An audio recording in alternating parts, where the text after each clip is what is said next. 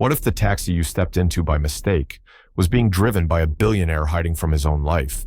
And what if that one wrong ride became the only thing that ever felt right? Helen Brooks was 48, invisible to the world, and exhausted by rejection. Once a literature teacher, now just another resume in a stack no one reads. She wasn't looking for a miracle only a way home from another failed interview, but the man behind the wheel wasn't a cab driver. He was Tom Radcliffe, a man with $1 billion name and a past he wasn't ready to explain. What begins as a rainy day mistake turns into something deeper, unexpected comfort, slow-burning conversation, and a connection that defies logic. But when secrets unravel, Helen must confront the question that haunts so many of us. Can you trust someone who didn't tell you the truth if they were the only person who ever truly saw you? Is love still real if it began with a lie? If you've ever longed to be seen for who you are, not what the world says you should be like, share, and subscribe to Shining Stories, because the best stories often start with a wrong turn. Now let's begin. Helen Brooks was not a woman who took up space in a room. She had learned, over the course of nearly 5 decades, how to shrink herself without anyone asking. Her presence was quiet but kind, like a worn book on a shelf overlooked by many, but deeply cherished by those who took the time to open it. At 48, Helen found herself starting over again, not in the romantic, liberating way the magazines often described it, but in the kind that left your stomach hollow and your hands trembling as you sent out another resume into the void. She had once been a literature teacher good at it, by most accounts. Her students loved her metaphors, her soft voice, her ability to make even the most restless teenager pause at the weight of a poem. But that was before budget cuts claimed her position, before her mother's long illness devoured her savings, before her quiet world fell silent. That Thursday morning felt no different than the others, gray, tired, and reluctant to begin. Helen buttoned her navy coat with mechanical precision and headed downtown for yet another job interview. She didn't expect much. The world had changed. People wanted faster, louder, younger, and Helen was none of those things. Still, she tried. She sat in the lobby of the sleek, glass-paneled office tower with her resume neatly clipped and her questions rehearsed. The HR manager, a woman who looked younger than Helen's favorite sweater, smiled politely, but didn't ask many questions. "We're really looking for someone with more digital agility," she had said, as if Helen were a rotary phone in an iPhone world. Helen nodded, thanked her for her time, and stepped out onto the cold sidewalk, the weight of unspoken rejection heavy on her shoulders. It wasn't the first door that had closed. It wouldn't be the last. The sky had begun to weep light rain, just enough to smear her glasses and dampen her spirit. She walked toward the curb and raised her hand for a cab. One pulled up almost instantly. She didn't notice it wasn't yellow. She didn't care. She slid into the back seat, grateful to be out of the cold. "Where to?" The voice was low, calm, a man's voice, older, gentle in its delivery.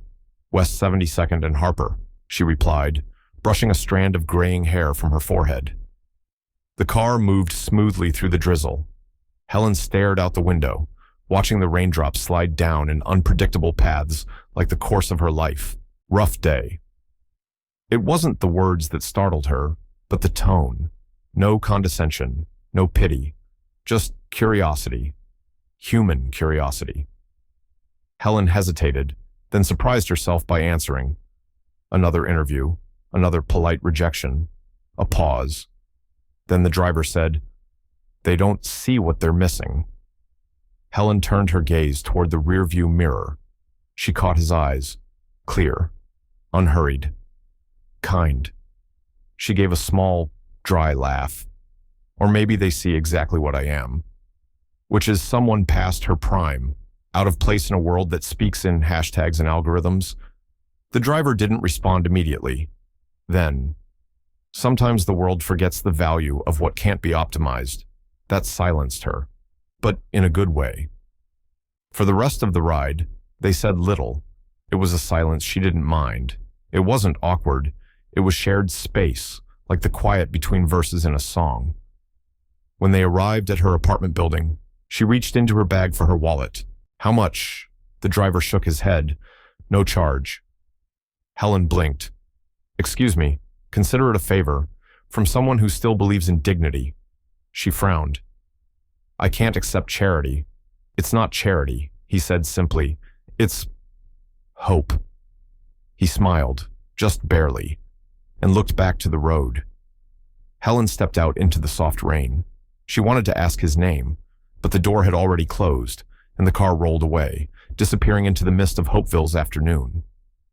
She stood there for a long moment, unsure why her heart felt a little heavier and a little lighter all at once. The rain hadn't let up by morning. It was the sort of steady drizzle that seemed to wash away the boundaries of time.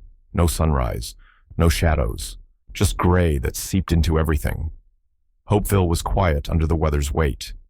The streets were slick, reflections of traffic lights shimmering on the asphalt like restless memories. Helen Brooks stood in the corner bakery, fingers wrapped around a warm paper cup. Even though the tea inside had long gone cold, she wasn't ready to go back home. Not yet. The apartment was too quiet, and her thoughts too loud. She glanced through the fogged-up window. People passed with umbrellas angled like shields. She wondered if any of them felt like her stalled in the middle of life, not sure whether they were supposed to turn back or press on. With a resigned breath, she pushed open the bakery door and stepped outside. She hadn't planned to take a cab again. Her budget didn't allow indulgences, but the ache in her knees said otherwise.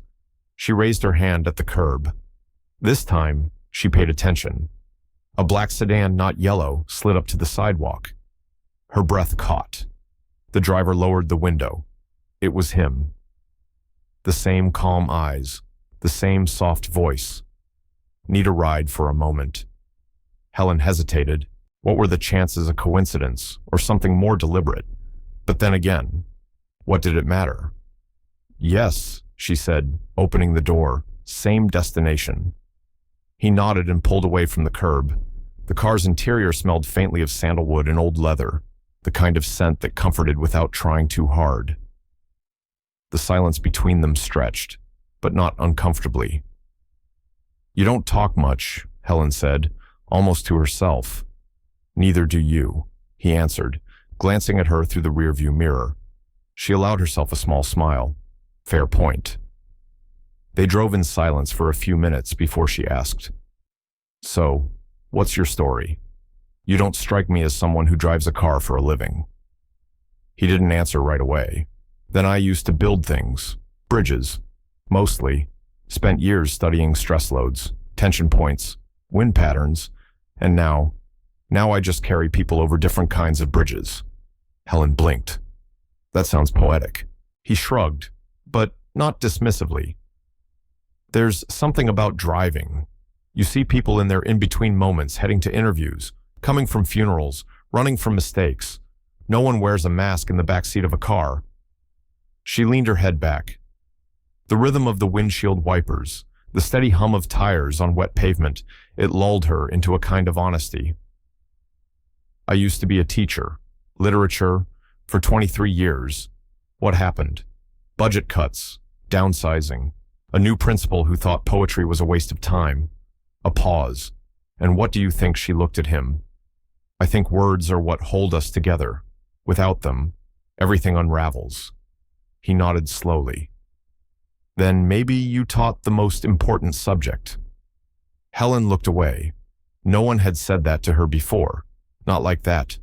Not with so much conviction. They passed through an old part of town, where buildings bore faded paint and tired signs. She watched a child jump across puddles with reckless joy and remembered a student named Emma who used to do the same. Emma had once left a note on Helen's desk that said, "You made me feel seen." That was years ago, but it suddenly came back now, clear as rain on glass. You always drive this route, she asked. Only on Thursdays. Helen furrowed her brow. But yesterday was Thursday. I added an extra shift, he said without looking at her. She didn't press. Something in his tone suggested she shouldn't. But her heart nudged her anyway. This wasn't just a job for him. There was a reason he was here, a reason he noticed her. When they arrived at her building, Helen reached into her coat pocket. Don't tell me, she said. This ride is also free. He looked back and gave her a rare, full smile. Not free, but paid in full by a good conversation. Helen opened the door, paused. At least let me buy you coffee next time. He raised a brow. Next time she surprised herself by nodding. Thursday. A beat, I'll be here. She closed the door, the rain tugging at the hem of her coat, and stepped inside her apartment lobby with something unfamiliar stirring in her chest. Not hope, not yet, but maybe the space for it. Thursday came again, this time cloaked in the warmth of early spring. The rain had moved on, leaving Hopeville's streets rinsed and glistening. Helen Brooks stood outside her apartment building in a pale cardigan, clutching a used paperback. It was the kind of morning that felt like a second chance, though she wouldn't dare call it that out loud. True to his word, the black sedan pulled up at 9:00 a. Sharp. The man behind the wheel, Thomas Radcliffe, though she still only knew him as Tom, gave a subtle nod, as if their weekly routine had been years in the making. "Morning," he said. "Morning." She returned, sliding into the back seat. They didn't speak for the first few blocks. They rarely did at the beginning. There was a kind of sacred quiet in those early minutes, like tuning an old radio to the right frequency. "You always drive this route?" she asked, echoing her own words from last week. "I usually take the longer roads," he replied, his eyes steady on the road ahead. "Gives people more time to think, or talk, or not." Helen smiled faintly. "You ever get tired of listening?" He shrugged. "Listening is underrated." She let the silence stretch again, then held up the book in her hands. "The Remains of the Day," she said, showing the cover. "Ever read it?" He glanced at it briefly. "Once, a long time ago. But I remember the butler." Helen nodded. "Stevens. Always choosing duty over desire. Some people think that's noble. Some people mistake fear for nobility," she said, the words falling out before she could soften them. Tom glanced at her in the rearview mirror. Was that fear for him or for you? Helen didn't answer, not right away. She looked out the window, past the brick buildings, past the forgotten factories. When you take care of people your whole life, you forget what it's like to want something for yourself. Desire becomes inconvenient. And now, desire feels indulgent, like asking for dessert when you haven't finished your dinner. He didn't speak for a while. When he did, it was gentle. "I think we all deserve dessert. Eventually." Helen gave a soft laugh, but her eyes glistened. There was something about Tom that invited honesty, not in the pushy, prying way that others did, but with a stillness that said, "Say whatever you need. I won't flinch." "Did you always want to drive?" she asked. "No," he admitted. "It started as a distraction. Something simple, predictable. I'd spent years making decisions that affected thousands of people. I wanted a job where the only choice was left or right." "Sounds lonely." "It is," he said, "but not in the way you think. It's a clean kind of lonely." Helen studied him then, quietly. He was in his early 50s, she guessed, lines at the corners of his eyes, not from frowning, but from looking too closely at things. He wore a gray button-down and a dark jacket, both well-made but unbranded. Nothing flashy. Everything chosen. He had the air of someone who'd walked away from a larger life and carried pieces of it in his silence. "Is it fair," she asked suddenly, "to hide parts of yourself from people just to be seen differently?" Tom considered that. Depends on the parts. Some things we hide because we're ashamed. Others, because we want to be loved for what's real. She felt that in her bones. She thought of all the times she had downplayed her education, her poetry, her solitude, afraid it made her less relatable, afraid it made her too much. They reached her usual drop-off point near a local community center. Before she opened the door, she paused. "You're not just a driver," she said quietly. Tom looked back. Expression unreadable. "No. And you're not going to tell me who you really are. Are you?" A flicker of amusement crossed his face. "Not today." She stepped out onto the sidewalk. "Then I'll bring better questions next time." He smiled. "I'll bring better answers." The door shut with a soft click, but the echo of their exchange stayed with both of them long after. Inside the community center, Helen volunteered 2 mornings a week, helping seniors write letters, apply for benefits, or sometimes just talk. It wasn't paid, but it reminded her she still had value, still had a voice. But that day, her thoughts wandered more than usual. She kept thinking of the line he'd said, "Some things we hide because we want to be loved for what's real." The question that haunted her wasn't who Tom really was. It was why he seemed to see her so clearly, and whether she was brave enough to let herself be seen in return. It had been 3 days since their last conversation, but Helen Brooks was still replaying it in her mind, the way he had said, not today, not defensively, not evasively, just open-ended, like there might be a tomorrow when he'd tell her everything. That thought unnerved her more than she wanted to admit. She wasn't used to men like Tom Radcliffe, gentle without being weak, intelligent without needing to prove it, curious without invading. There was something unsettling in being seen so clearly, especially when she had spent so long trying not to be seen at all. Tuesday morning arrived with an unexpected stillness. The streets of Hopeville were unusually quiet for spring. No construction noise, no early morning chatter, just a kind of waiting. Helen had errands to run, library returns, a small grocery trip, and a walk she promised herself she'd take even if her knees ached. She didn't expect to see him. It wasn't Thursday, but as she stepped out of the produce store, arms full of paper bags and frustration at overpriced apples, a black sedan eased to the curb. The window rolled down. "You're early," Tom said, his mouth lifting at one corner. Helen blinked. "It's Tuesday." He nodded. "I was in the neighborhood." She squinted at him. "You don't strike me as someone who does anything by accident." "I'm not," he admitted. "I missed the conversation." She hesitated, one foot still on the sidewalk.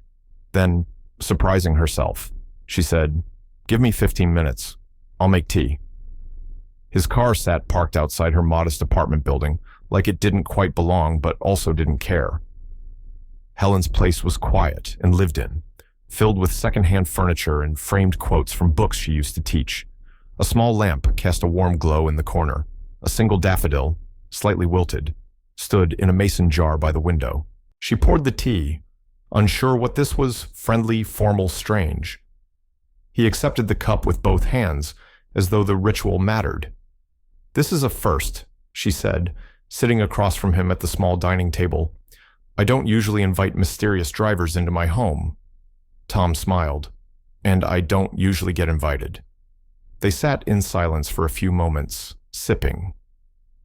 "Why today?" Helen asked eventually. He didn't look at her.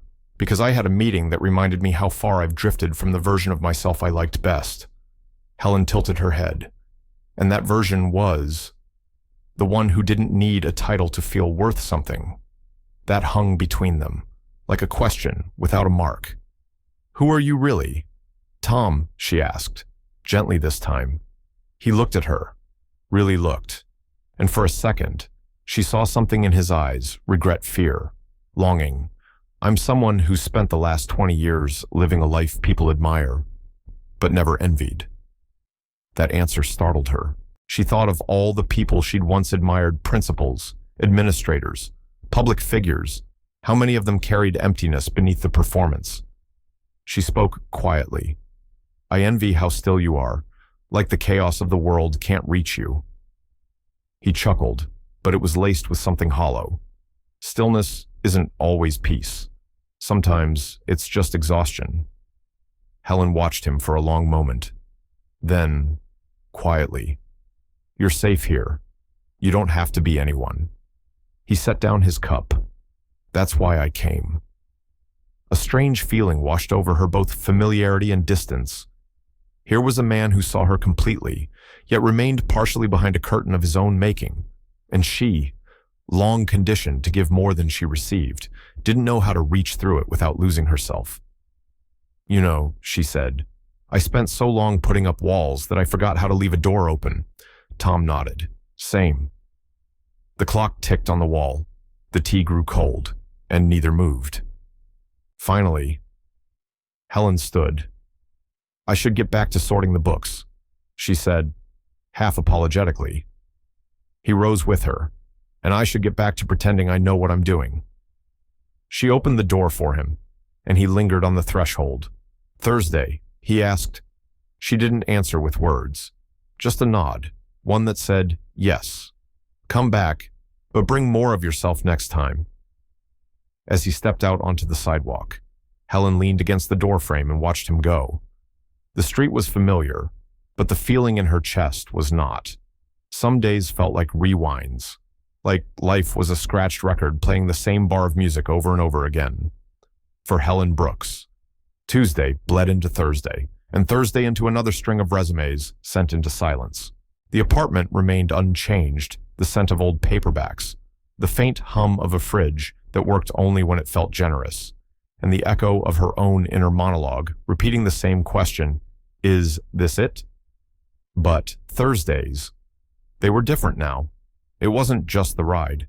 It was the anticipation of it, the brief window where something real unexpected might happen. At 9:00 a.m. sharp, Tom Radcliffe's black sedan appeared at the curb like a well-timed verse in a poem. He didn't honk.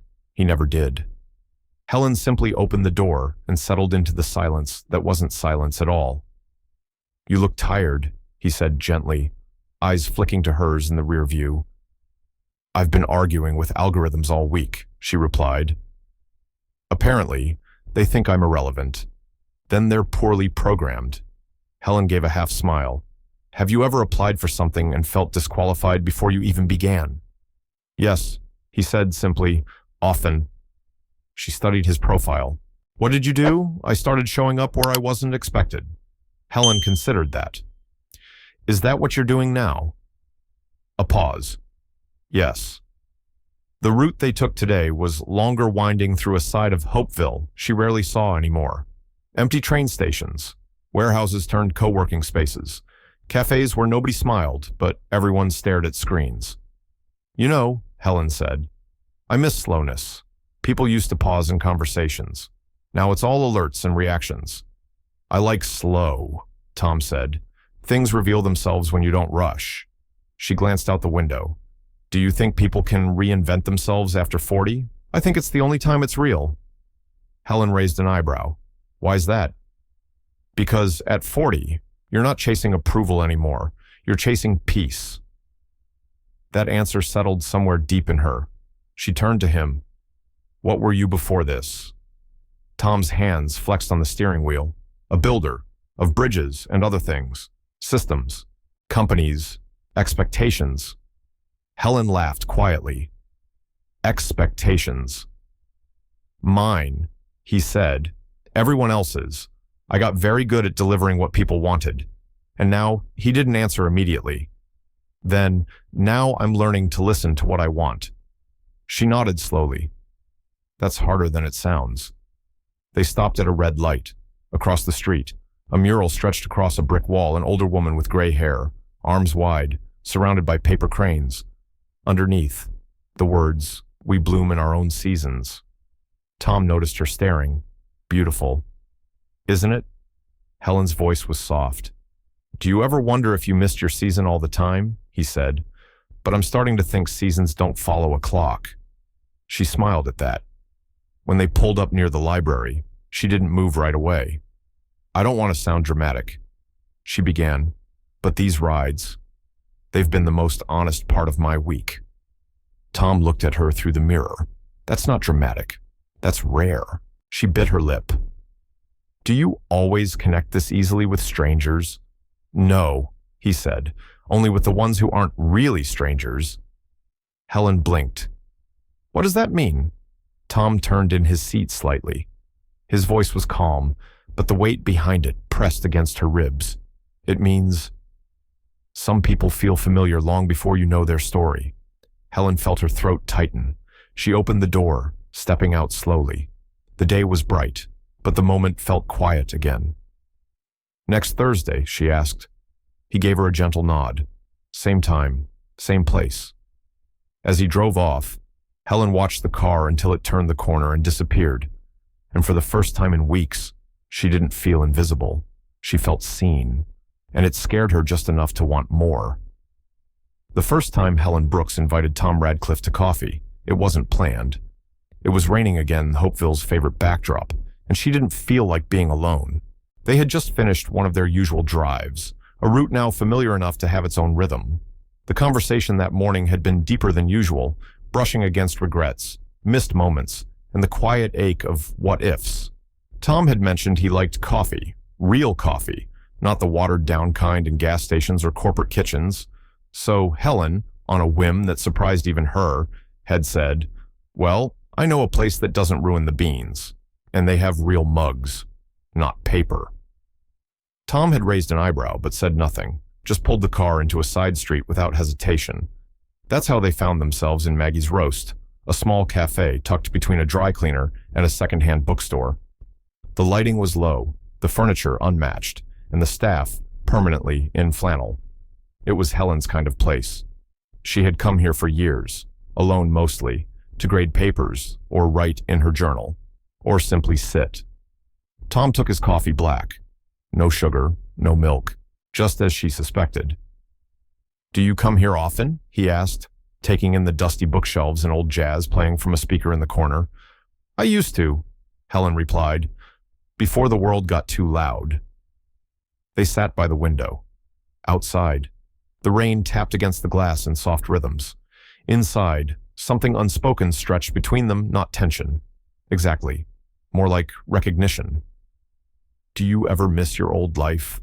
Helen asked. Tom leaned back in his chair. "Some parts.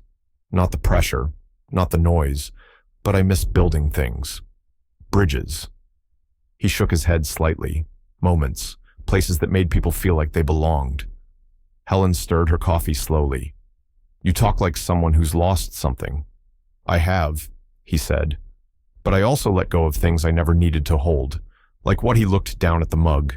Ego, reputation, that constant chase to prove my value." She nodded.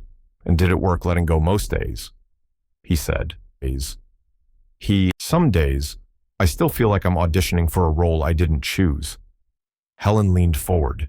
"You and me both." They shared a small smile, then silence, then more coffee. That became their ritual. Every Thursday morning, Tom picked her up. Sometimes the route changed, sometimes it didn't.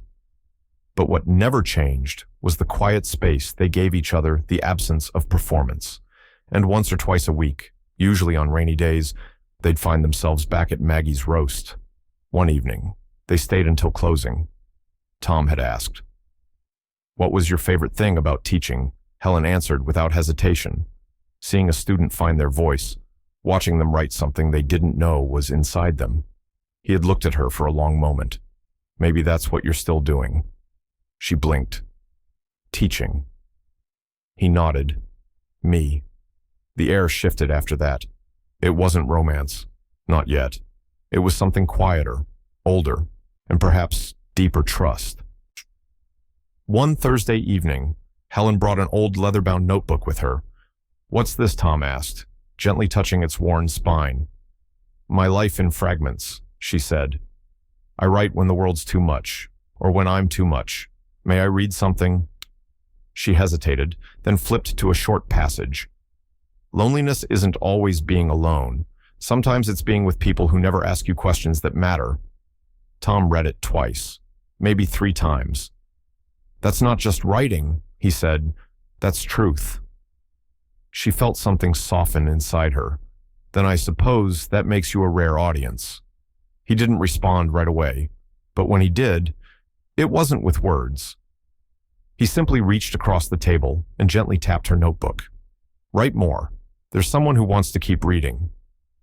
Helen didn't sleep much that night, not because of anxiety, not because of the job search, but because, for the first time in years, someone saw her not as a failed teacher or a middle-aged woman or a burden, but as a storyteller, a builder, a bridge. She wasn't sure what Tom Radcliffe was hiding behind those quiet eyes, but she knew one thing. He had become the most unexpected chapter of her life, and maybe, just maybe, the most meaningful. Helen Brooks had always believed that truth had a texture. You could feel it sometimes soft, sometimes sharp, but always distinct. And that afternoon, when she opened her laptop to search for a grant program she'd heard about at the community center, the truth came at her not gently, but like shattered glass under bare feet. She hadn't meant to search for him. It started with a curiosity. She typed in Radcliffe Construction, a name Tom had offhandedly mentioned one rainy morning when describing the bridges he used to help design. She expected an article about blueprints or municipal bids. What she found was something else entirely. Thomas Radcliffe, CEO of Radcliffe Global. The headline read. Below it, a crisp photo, a man in a tailored navy suit, standing in front of a podium, mid-speech, strong jaw, calm eyes, hair swept back. It was unmistakably him, Tom, her driver. The article went on Harvard-educated, inherited his father's construction empire after a sudden illness, rebranded the company to focus on sustainable infrastructure, Forbes Visionary of the Year 3 years ago. Helen sat frozen, staring at the screen. The same man who rode around Hopeville's side streets in a black sedan, who drank bitter coffee with her in a mismatched mug, who told her he had built things and walked away from them. He hadn't walked away. He had just put on another mask. That night, Helen didn't sleep. She lay in bed staring at the ceiling, emotions twisting into each other: confusion, betrayal, embarrassment, even shame. She felt foolish, played, like a character in a movie who should have known better. Why hadn't he told her? Why had he let her share her life, her truths, while holding back his own? By morning, the rain returned, as if summoned by the mood in her chest. At exactly 9:00 a.m., Tom's car arrived, right on cue, but Helen didn't get in. Instead, she stepped to the edge of the curb, umbrella tucked under one arm, and motioned for him to roll the window down. He did. "What's wrong?" he asked, sensing the shift. She held up her phone, screen still lit with the article. "You should have told me." Tom's eyes dropped to the screen, then back to her. "I know. That's it. You know I wanted you to know me, Helen, not the version the world curated." She shook her head. "That's not how trust works. You don't get to decide which truths matter." There was pain in his eyes, but not surprise, as if he'd been waiting for this moment all along. "May I explain?" She crossed her arms. "I think you've explained enough to magazines, to investors, to whoever else gets the real name." "I didn't lie," he said softly. "I just delayed the truth. That's called omission." He opened his mouth, then closed it. Helen turned to leave, her steps slow but firm. Before she reached the door, he called after her. "I was going to tell you. I just didn't want it to end everything." She paused, but didn't turn back. "Then maybe you should have started with the truth, and trusted that it wouldn't." The car stayed parked for several minutes after she went inside, but she never looked back. That afternoon, Helen didn't go to the community center. She didn't write in her journal. She didn't open her laptop again. She made tea, but forgot to drink it. The apartment felt smaller than ever. Her bookshelves, once comforting, now stared at her like mute witnesses. She'd spent so long craving authenticity, and now, in its absence, every room echoed with the question, was any of it real? And somewhere deep inside, another question lingered. Why does this hurt more than it should? 2 days had passed since Helen Brooks shut the door on Tom Radcliffe, not with anger, but with a kind of quiet devastation that felt far worse. She wasn't sure what stung more, the revelation of who he truly was, or the confirmation that trust, once broken, didn't shatter like glass. It cracked like bone, deep, quiet, and slow to heal. She'd tried to distract herself, cooked meals she didn't eat, reread old letters from students, folded laundry that didn't need folding, but every corner of her apartment reminded her of conversations, laughter, shared silences, and lies. Then came the knock at her door. It wasn't forceful, just steady, measured. She opened it, expecting a neighbor, maybe the delivery guy who sometimes forgot which apartment was which. But instead, standing under the overcast sky, in a coat too formal for the block, was a woman with the same calm poise as Tom, but colder. "Ms. Brooks," the woman asked. Her voice was warm silk with a steel lining. Helen nodded slowly. Yes, I'm Lauren Radcliffe, Thomas's sister. The name hit like a second betrayal, somehow colder than the first. Lauren extended a gloved hand. May I come in? Helen didn't respond right away, but something told her it wouldn't matter. This woman wasn't used to hearing no. Inside. Lauren walked like someone who had judged every chair in the room before choosing to sit on the one she could most easily control. I'll be brief, she said, setting down a monogrammed clutch. My brother tends to lose perspective when he forgets who he is. Helen stood. She wasn't about to sit across from someone who already viewed her as beneath. I know exactly who your brother is, she replied calmly. Now. Lauren's smile tightened. Then you understand the importance of keeping certain relationships appropriate. The air between them turned to ice. I didn't realize coffee and conversation were a breach of class structure, Helen said, voice low. Lauren's gaze sharpened. Spare me the theatrics. You're a woman of modest means. He's the CEO of a global company. That difference matters. To you, Helen said, not to him. Are you so sure? Lauren leaned in slightly. Because from where I sit, this, she gestured vaguely, has all the markings of a distraction, and he cannot afford distractions, not with the merger underway. Helen's heart clenched. A merger, Tom had never mentioned it. Why are you here, Ms. Radcliffe? Because Thomas listens to people who see him as human, and I need you to stop being one of those people. There it was, the fracture drawn in sharp lines, not just between Helen and Tom, but between Helen and the entire world he came from. I don't want anything from him, Helen said, steady despite her pulse. I never have. Lauren stood. Good. Then this should be easy for you. She pulled a white envelope from her clutch and placed it on the coffee table like it was poisoned. There's a check inside. Consider it a thank you for stepping away.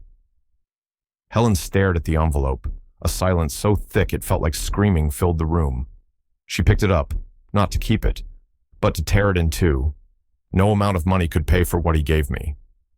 Lauren's eyes narrowed, and what was that? Helen met her gaze, a sense of being seen, which I suspect is something neither of you understand. With that, she opened the door. Lauren paused at the threshold. You'll regret this. Not today, but eventually. Helen smiled faintly. I've lived a life that most people would pity. I've had nothing and kept my dignity. I've faced grief, rejection, and silence. But the one thing I've never regretted is choosing the truth over convenience. The door closed with a click that felt like a small, personal triumph. But the silence afterward was louder than ever. That evening, Helen walked the long route to clear her thoughts. The streets of Hopeville, usually familiar, felt blurred like the landscape of a dream, fading on waking. She found herself, almost unconsciously, outside Maggie's roast. She didn't go in. She couldn't. Instead, she sat on the bench nearby, the one under the flickering lamppost, and looked out at the road, and waited. For what? She wasn't sure, until headlights slowed, until the black sedan rolled to a stop, and until a familiar voice, weary but steady, said from the window, I didn't send her. Helen didn't move. Then you should have stopped her, she said quietly. Tom stepped out of the car. His coat was unbuttoned, his hair slightly disheveled. He looked nothing like the CEO in the articles. He looked like the man who once told her bridges could be built anywhere. I'm sorry, he said, for what she asked, lying, hiding. Letting someone speak for you, for making you doubt yourself, he said, for not trusting that you'd see all of me. And stay. Helen's heart twisted, and for a long moment, she didn't know whether to forgive him or let him go, because love, real love, wasn't always about romance. Sometimes it was about choosing truth, even when it hurt. Helen Brooks had always thought of truth as something noble, simple, honest, like opening a window after a long winter. But that was before the truth became a battlefield. After Lauren Radcliffe's visit and Tom's quiet apology by the curb, Helen found herself more conflicted than ever. The man she trusted had deceived her. Yes, but the way he stood in the rain, vulnerable, without the armor of status, spoke to a deeper sincerity. She didn't know what to do with that. So she did what she always did when life overwhelmed her. She wrote. Pages filled her notebook lines raw, unpolished. Thoughts like, why does the lie hurt more than the truth behind it? Why do I miss him and resent him at the same time? And why does the idea of being loved by someone like him feel more terrifying than being alone? 2 mornings later, a letter arrived, not an email, not a message, but a real handwritten envelope. The return address simply read, T. Radcliffe. Inside. The letter wasn't long, but it was honest, and that made it harder to ignore. Helen, I've built companies, led mergers, negotiated with heads of state, but nothing scared me like our conversations. Not because of what you might discover about me, but because of what I was discovering about myself. I've lived in a world where masks are currency, and with you, for the first time, I didn't want one. I won't ask you to forgive me. I only ask that you believe this. The man you've come to know is real, more real than the title beside my name. Helen sat with the letter in her lap, the ink smudged faintly in one corner. He had written it by hand. That mattered, but still, she needed more. That afternoon, she went to the community center early, but instead of helping with letters or filling out forms, she asked for the quiet room in the back, the one reserved for private conversations and grief counseling.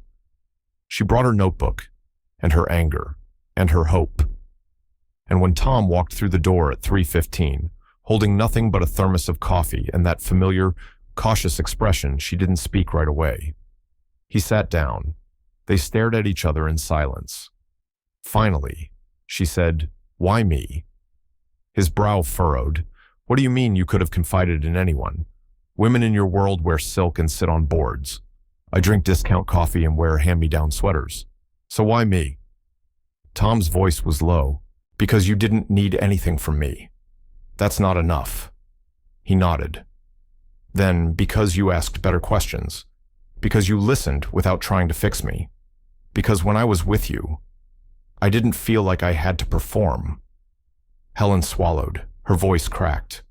"And yet you were performing the whole time." Tom looked down. "I was surviving." "There's a difference." She let that settle. "I didn't lie to hurt you," he said.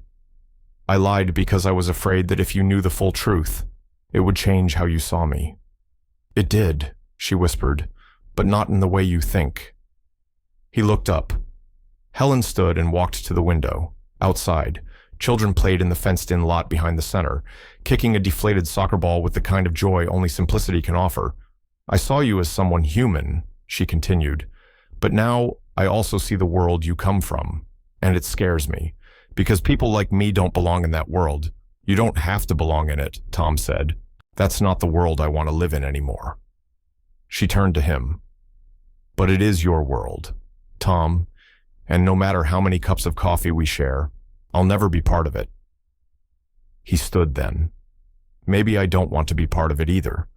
Maybe it's time I build something different, something that feels like this." Helen stared at him. She wanted to believe it. More than anything, she wanted to believe it, but belief wasn't enough. "Not yet. I need time," she said. Tom nodded. "Take all the time you need." And then he left, not with the finality of a slammed door, but with the quiet of someone willing to wait outside it. That night, Helen stood at her window, holding his letter again, and she whispered, not to him, but to herself, "What if this is the beginning of my season?" The bookstore smelled like rain-soaked paper and dust, the kind of scent that slowed time. Helen Brooks hadn't planned on returning to Galloway Books, not today, but her feet had led her there, like they remembered something her mind hadn't caught up to. It was a place she used to visit often when her mother was still alive. They would browse old cookbooks and poetry collections, sometimes not even buying anything, just soaking in the quiet, the weight of stories pressed between faded spines. Today, the bell above the door tinkled gently as she entered. "Miss Brooks," came a familiar voice from behind a leaning stack of books, back from the land of invisibility. She smiled. Ben Galloway, the store's owner, emerged with a pencil behind his ear and a cardigan older than Helen's college degree. His gray beard looked even more wild than usual. Felt like I needed to breathe among paper. Helen said. A sound choice, Ben replied, motioning to the back corner. I just got a new box of used classics, some Whitman, a Bronte or two. She made her way through the narrow aisles, her fingertips grazing the cracked covers as if in conversation. Then the bell rang again. Helen didn't turn around at first, but the air changed, a quiet caught in her breath. Tom. She turned, and there he was, holding a book instead of a coffee, dressed simply, no jacket, no mask. I wasn't sure you'd come, she said, heart tight in her chest. I wasn't sure you'd want me to, he replied. Ben, sensing the shift, gave a small wink and vanished into the back room. Tom stepped closer. I talked to my board this morning. Helen blinked. About the merger. He nodded. I told them I'm stepping down. She stared at him. You what? They didn't take it well. My sister threatened to sue. The lawyers mumbled things about fiduciary duty. But I've made my decision. Helen could barely process it. Why Tom's eyes never wavered. Because I was building something that didn't look like the future I wanted. I want to build something that feels like us. Something real. She shook her head slowly, still stunned. You're giving it all up. No, he said quietly. I'm trading it in. For what? For a life that doesn't make me question who I am every time I speak. They stood there, surrounded by the silent witness of stories, the air thick with choices. I've been thinking about this place, Tom said, glancing around the shelves, and about what it would mean to make it more than a bookstore, a community space, a place for people to be heard, maybe even write their own stories. Helen frowned slightly. Ben would never sell? Tom smiled. He already agreed. When I asked him if he'd consider retiring, he said yes, if you agreed to run it with me. Helen blinked. With you, Tom nodded. You have the soul of a storyteller. I have the background in structure and logistics. Together, we could build something beautiful. She stepped back. Tom, I don't know the first thing about running a business, and I didn't know the first thing about being vulnerable, he said, but you taught me that. The silence returned. This time, not empty, but full of possibilities. Ben reappeared, holding 2 mugs of tea and a knowing grin. So, are you two planning to buy this old ship and set sail? Helen looked at Tom, then at the store, then at her own hands, weathered, capable, still steady. I don't know what this is, she said, but I know it feels honest. And I know I'm tired of waiting for a life that fits someone else's mold. Tom extended his hand. Then let's build one of our own. She took it, not with certainty, but with trust. And maybe that was enough. The morning light spilled across the windows of Galloway Books, now reborn as the listening room. The faded sign had been replaced with warm, hand-painted lettering. Inside, old shelves had been polished, rearranged into welcoming nooks. Mismatched chairs surrounded low tables, each adorned with local poetry, community journals, and hand-bound notebooks labeled Your Story Matters. The old cafe counter now held pastries from a neighborhood baker and coffee brewed strong, not corporate. There was no Wi-Fi on purpose.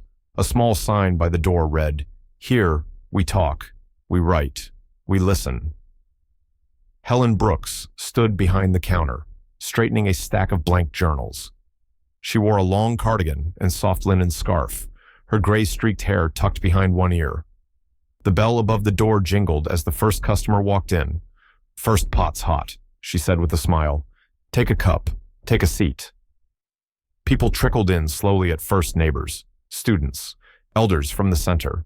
Some recognized the place, others were drawn by curiosity. And then, just past 10 o'clock, Tom Radcliffe appeared. He wasn't in a suit. He hadn't worn one since he turned in his resignation. Today he wore a white button-down rolled at the sleeves, dark jeans, and a look that was both focused and quietly content. He stepped behind the counter and gave Helen a look, Ready, terrified. She replied. Perfect. He smiled. So am I. They poured coffee. They handed out free bookmarks that read, "Everyone has a chapter they don't read out loud." By noon, the shop was filled not just with customers, but with conversation. One corner hosted a local artist showing sketches of life on the street. Another had a teenager nervously reading a poem from a yellow notebook. The back corner had an old man retelling stories of his time in the Navy. This wasn't a business, it was a movement. At 12:43 p.m., the bell above the door rang again. Helen turned and froze. Lauren Radcliffe stood in the entry, perfectly dressed, her heels too elegant for the weathered floors. Her expression unreadable. Tom noticed too. He set down the kettle slowly. "Lauren," he said, walking toward her. "I didn't come for a fight," she said, eyes scanning the space. "Then why are you here?" Tom asked, cautious but calm. Lauren paused. Her voice was lower now. "Because I didn't believe you when you said you were serious. About all this. About walking away." And now Lauren looked at the space, the people, the chalkboard that read, "This week's question. What truth have you stopped hiding?" She met his eyes. "Now I see that you've already walked too far to turn back." Tom said nothing. Lauren's gaze shifted to Helen, who had quietly stepped forward. "You must be Miss Brooks," she said. Helen nodded. "Welcome." Lauren studied her. "You left an empire for—" This Tom answered before Helen could. "I didn't leave anything. I chose something." Lauren turned to go, then paused. "Father would have said you're wasting your potential." "No," Tom said. "Steady now." He'd have said I finally remembered it. Lauren didn't respond, but as she stepped outside, Helen noticed her pace had slowed, and her shoulders had dropped ever so slightly. Maybe that was all the apology she'd ever get. Maybe that was enough. By 3:00 p.m. The listening room was filled with stories. A former factory worker shared how he'd lost everything in the 2008 crash. A young mother admitted she hadn't written since high school. A widow read a letter she wrote to herself on the day her husband died. Helen listened. She didn't try to fix or compare or interrupt. She just listened. At the end of the day, Tom joined her by the window, watching the sky blush into evening. "We did it," he said. She leaned into him. "No. We're doing it." He reached for her hand. They sat in silence, but it wasn't empty.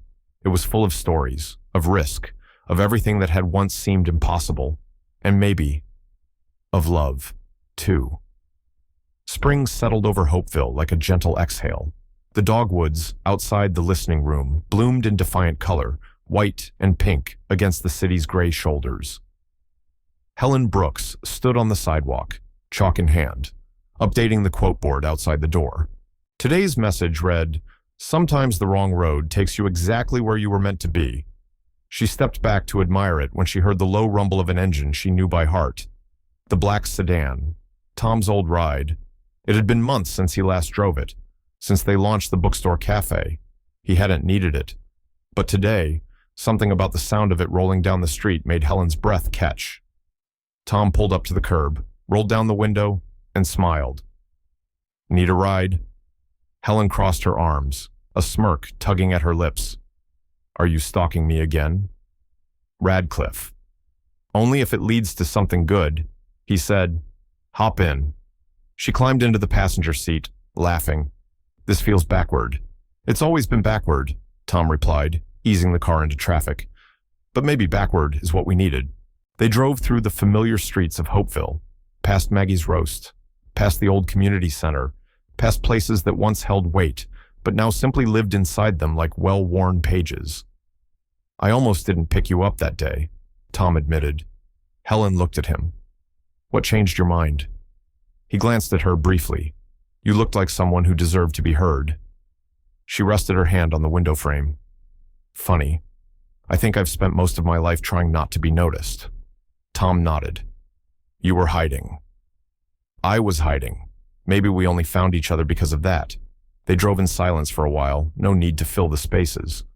Then Helen said quietly, "Do you regret it? Leaving the company? Starting over?" Tom turned to her.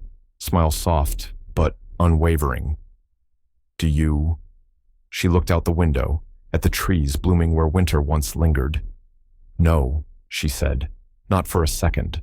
That afternoon, they returned to the listening room, where Ben Galloway had stopped by with fresh scones and a new poem handwritten in his notebook. A group of high school students gathered in the back for their first writing circle. A war veteran and a local barista were deep in conversation over black coffee. This wasn't just a business. It was a bridge between past and future, between people who had never felt seen and those finally ready to look closer. Before closing, Helen sat at the writing table near the window and opened her leather-bound notebook, the same one she carried that rainy day so long ago. She wrote, "We spend so much of life waiting for the right time, the right job, the right person. But sometimes, what saves us isn't right at all. It's unexpected, unscripted, like a black car pulling to the curb when we thought no one was coming." That's the thing about stories. They don't always start at the beginning. Sometimes they start where you were supposed to give up. And sometimes the best chapters begin when you finally let yourself be known. She paused, then underlined the last sentence, twice. Tom stepped behind her, reading over her shoulder. "That's the best thing you've ever written," he whispered. She closed the journal, leaned back in her chair, and looked up at him. "I think it's the truest." That night, as they locked up and turned off the lights, Helen paused at the front window. "I never asked," she said. "Why you kept the car?" Tom glanced at the black sedan, parked neatly along the curb. "It reminds me where I started," he said, "and who I want to keep becoming." Helen nodded. "I like that." They stepped outside into the warm spring night. The street was quiet. The city exhaled. Tom reached for her hand, and together, they walked away not toward an ending, but into a life they had rewritten from the wrong turn. That turned out to be exactly right. Sometimes, the most powerful journeys don't begin with a map. They begin with a moment of kindness, a wrong turn, a choice to see someone beyond their title, their paycheck, or the zip code they come from. Helen and Tom's story isn't just about love. It's about daring to cross the invisible lines society draws between us. Lines that say, "You don't belong here." Lines that whisper, "You're not enough." But the truth is, we are all more than where we started. Their story is a quiet rebellion against judgment, against expectation, against a world that tells us who we're supposed to be before we ever get the chance to show who we really are. And maybe, just maybe, that rebellion starts with listening.